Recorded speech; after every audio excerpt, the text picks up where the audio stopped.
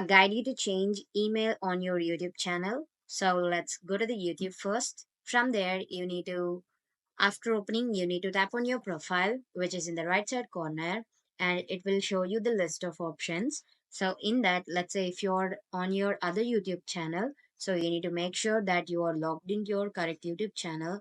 For that, you need to go for switch account and switch over your brand account for changing your YouTube channel email. So you need to scroll down to find YouTube Studio. You need to tap on YouTube Studio, and after tapping on that, you need to scroll down to find the customization, which is the second option. So you could find this. From here, you need to scroll all the way down to find contact info. In the contact info, here you could find the email address.